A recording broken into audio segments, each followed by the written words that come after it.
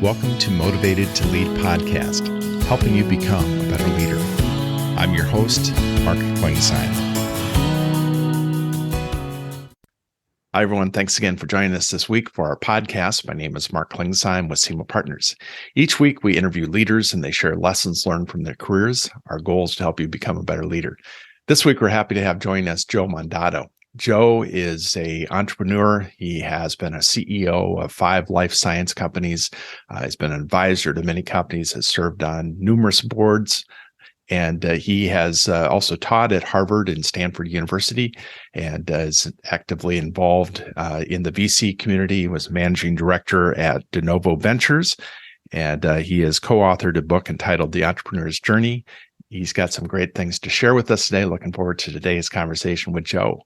Well, Joe, give us a little bit of your history, a little bit of your career story. I'd love to hear your just kind of your journey as you move through your career. Sure. So I was born and brought up in the Boston area, in Boston, what was at the time Somerville, Massachusetts, referred to as a blue-collar ethnic community. Ethnic at the time meant Irish or Italian. That's it. And it was an area where people were not kind of encouraged to go very far, and I think that's because from an economic standpoint, people were struggling, and so your job post high school was to find a job for life, the water company, a utility, blah blah blah blah. So. It was one of those things where I knew I wanted to do something beyond that, right? And that was a very important thing. And in my circle of friends, there were a few of us that did go on and see the rest of the world, which was really wonderful. But if I had to sum it up, my life is kind of broken down into 3 distinct areas. First, the military. I spent 4.5 years in the Army. I was a captain in the Army when I left. That was really my first encounter with leadership in any way, shape, or form, accountability, responsibility, and doing what you did and doing it well. Okay. The second phase, and I think it was directly related to the military and my experience there. I was fortunate enough to get private sector jobs where in the area of medicine, simply because my experience in the Army was related to medical.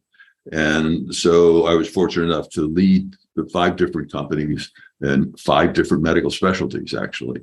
So I was the CEO of these 5 companies, and the good news is they were all successful, different degrees of success, but successful.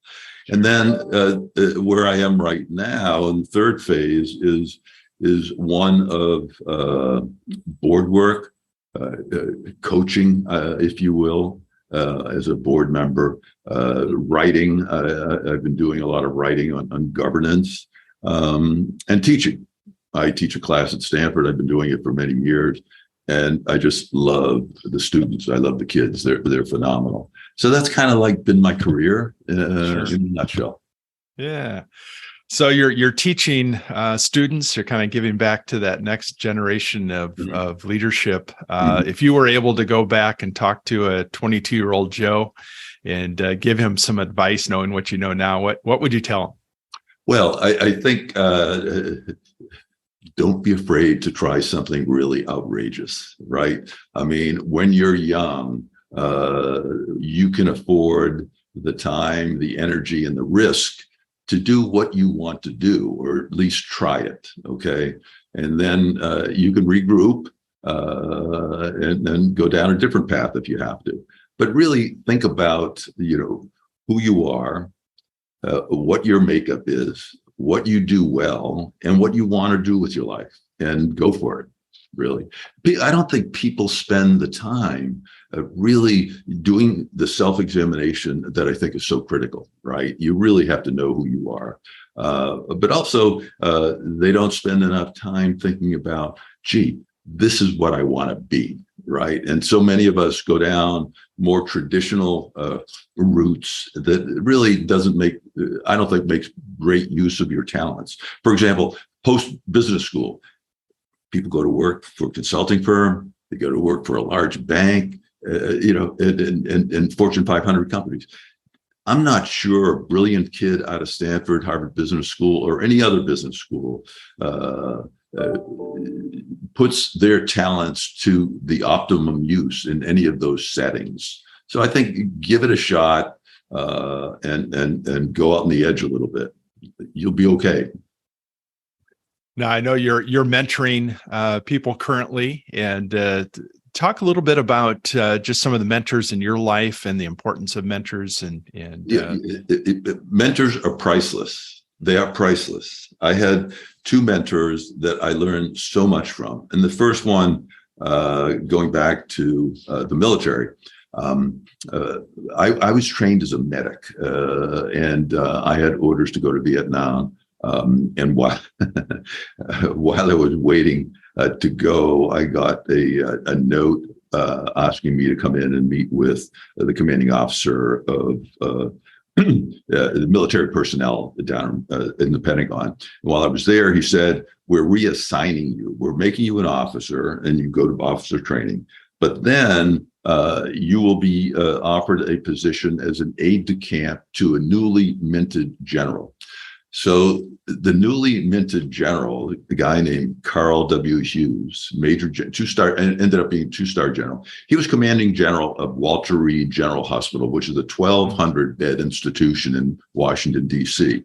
And I was going to be his right-hand person. I don't know where that came from, but in any event, I got hired. And I noticed every morning he'd come in very early, which made me start coming in very early. And he'd do a walkabout with the entire hospital. It was really fascinating. And I said, "Can I go with you?" And of course, so pen in hand, paper in hand, I went with him on his walkabout. And he would go to the different wards. He'd talk to the patients, talk to the administrators, talk to the clinicians, observe, say, maybe we ought to do it a different way. Blah, blah, blah, blah. It was fascinating. I learned so much about, obviously, the administration of a large military medical center, but most importantly, how an effective leader works, right? He walked around. He saw what was going on. He knew more about the place than anybody else in the place. He interacted with personnel at all levels, which was, he was a very humble man. He was also a thoracic surgeon by training, actually. So he would treat people with the utmost respect. He would follow up. So there was he developed a high level of trust in his direct reports and anybody else in the institution, because he'd do what he would say he was going to do.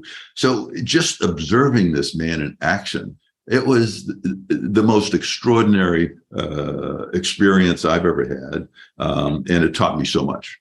The second instance is a fellow here in the Bay Area, Ken Rainin.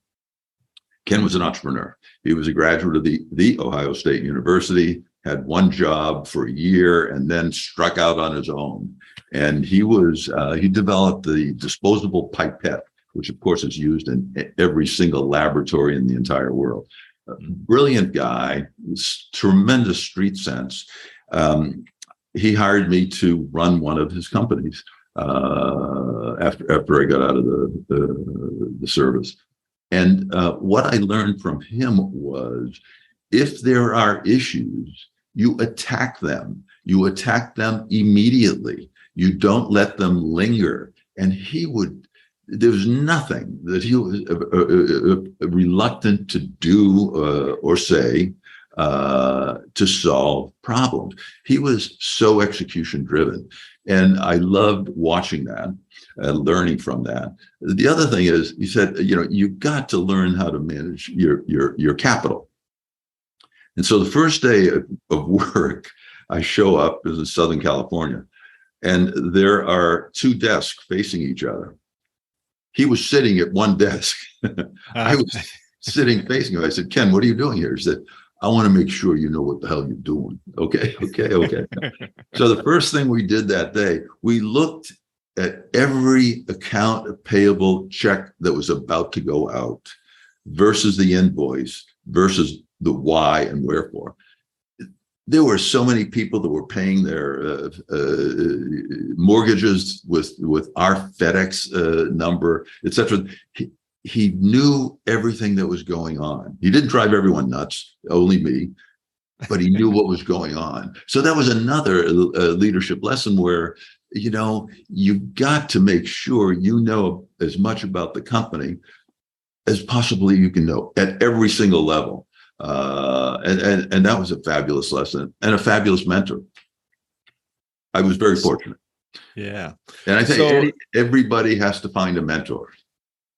So as you're looking at kind of that first leadership position that you had, and that would have been in the military where you're leading others, is that correct? Yeah, but by virtue of rank, okay, you have right, sure. You have a rank, and Yep. that says to the observers that you are a leader, whether you're a good one or not. That's a second question, right? That you can leave to others. But yeah, you had to be a leader, and very few people come at it as just natural leaders. But in my case, I was very fortunate in that I could see what a great leader does, and take some of that and apply it to my own life lesson. Right, I was very fortunate. So what are some of common mistakes that you see new leaders? A lot of our listeners are either first-time leaders, first-time CEOs. What are some pitfalls that you've seen people, and how do you avoid some of those common things that you see? The biggest thing I see, and I think the biggest, if you quantified it, one of the biggest mistakes one can make is hiring below them, making sure that they are the key to the company's success or perhaps failure. And all you have to do is hire smart people that are smarter than you.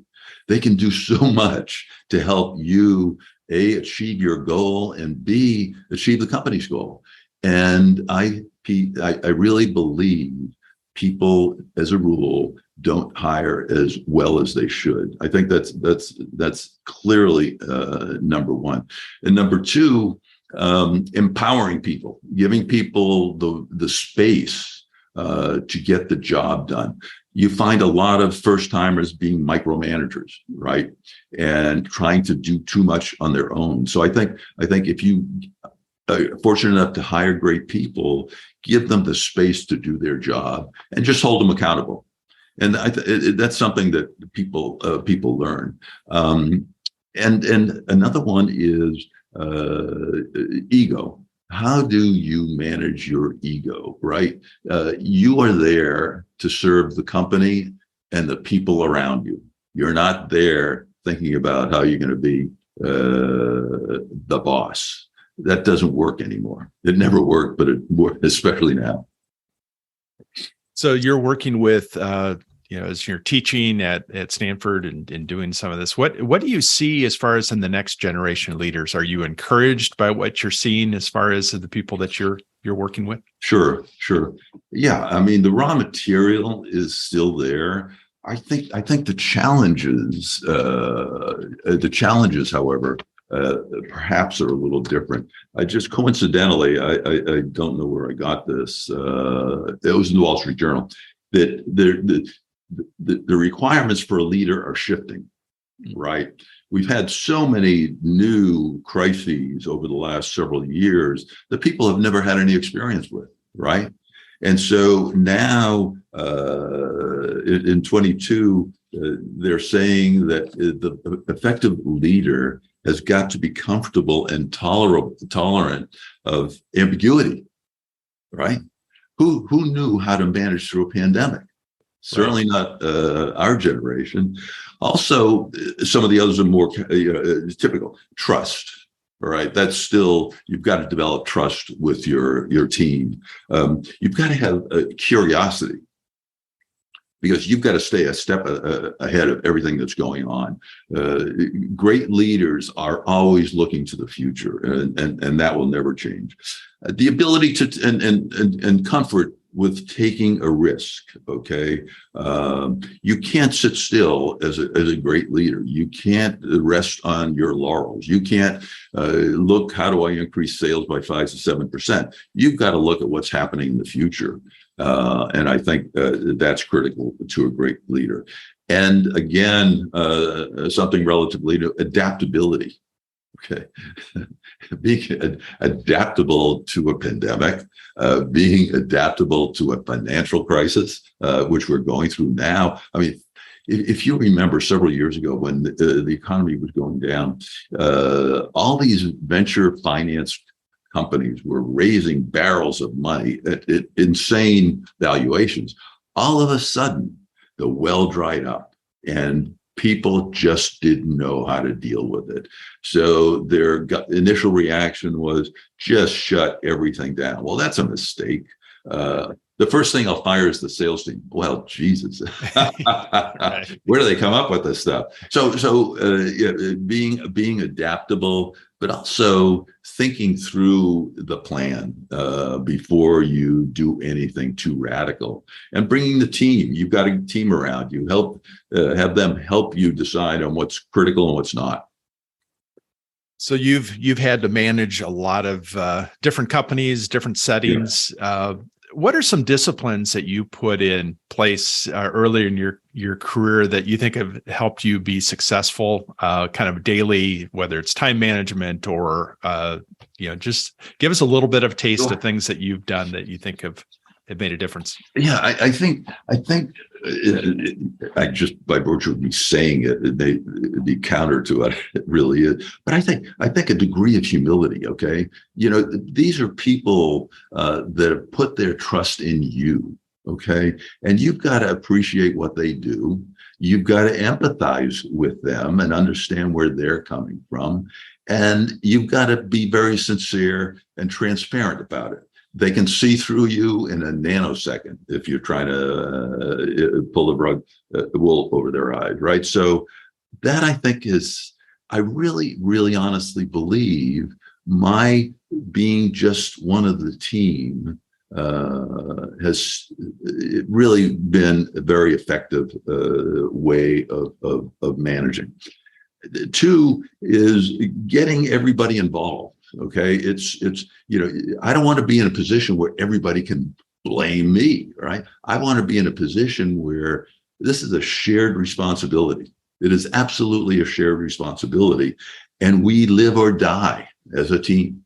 Okay, I think, and well, not courage, but the willingness of taking risk, the willingness of taking risk.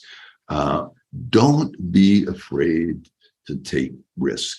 You'll either come out of it in much better shape, much stronger as a company, and you can manage the downside. Okay, you don't want to go too far on the limb, but you've got to take risks. All right. So I think those. Well, along with the so-called the humility, the authenticity, I mentioned the authenticity and the trust, and developing a culture. A culture is the way you do things. It's really simple. If you don't do it consciously, the culture develops all by its lonesome. You've got to be in charge of that culture, developing the culture, having the team members engage with you in developing that culture, and living by the values that you've established in that culture. You've served on a number of boards. You've mentored as far as some of the people that I'm sure that have been CEOs on those in those company relationships. But what do you think people miss as far as they're leading an organization for the first time, working with a board? What are some things that you'd recommend? So I've seen this far too often. The board is there to be as window dressing. That's a great tragedy. you've got this team around the board table that have done everything you are intending to do or attempting to do, or everything that you didn't want to do. They've made every mistake. They've seen every success. They're priceless as a resource. You give them a token compensation in the form of stock and a few dollars, and you have all these CEOs that'll take all your calls. In the Wall Street Journal every Friday, so my personal board of directors, it's really, really interesting because these people, all highly experienced, and the board you'll have around your table will be highly experienced, obviously very successful. You ought to learn everything you can from them because they're right there and it's cheap. It's very cost effective. Yeah. Good. I know you teach, and I'm sure you're continually reading and staying abreast of what's going on in the world. Are there any books that you've read recently or in the past that you think would be important to put on a? Oh, yeah. Actually, so when you were asking about, some of the traits of a good leader, there's a book. John Hennessy, who was the former president of Stanford University, wrote this book, Leading Matters. And John's career, he was an academic, right? He had never led anything. And all of a sudden, he was the president of Stanford University, a preeminent university around the world. He was an engineer by training, which is good news, bad news, in that he's, very, very, if I do A, then B happens. If I do C, when you're dealing with people, throw that out the window. Okay. So he had to learn a whole new skill set. He had to absorb lots of life lessons overnight. So Leading Matters by John Hennessy, I think, is a wonderful book. The other one, and this is a little different, Ben Horowitz. Okay, he's a fellow. He was a co-founder of Andreessen Horowitz, the very famous venture firm. What you do is who you are. Is the book, How to Create Your Business Culture. I think it's a non-traditional approach to developing a culture, and I think it's a fun book. It's a fun book, and there's phenomenal lessons to come out of it. Okay, great.